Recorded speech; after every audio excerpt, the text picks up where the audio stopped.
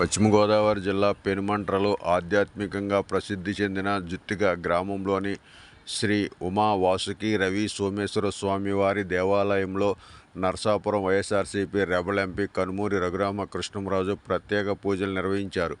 ఈ సందర్భంగా మాట్లాడుతూ, సంవత్సరాల క్రితం ఇదే దేవాలయానికి వచ్చి నేను పూజలు నిర్వహించుకోవడం జరిగింది.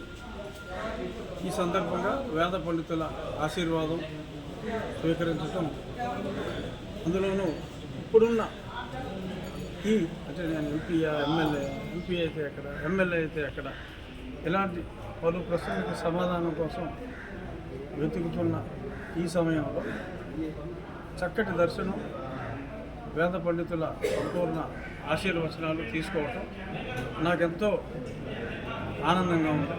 ఖచ్చితంగా చట్టసభల్లో నేను ఉంటాను. మీరు అడగబోయే ప్రశ్నకు ముందే చెప్పేస్తాను. ఖచ్చితంగా చట్టసభల్లో, లోక్సభ, అసెంబ్లీ అన్నది పక్కన పెడితే తప్పకుండా నేను చట్టసభల్లో ఉంటాను ఈ దేవదేవుని ఆశీస్సులతో అని చెప్పి నేను అందరికీ మనస్ఫూర్తిగా తెలియజేస్తున్నాను.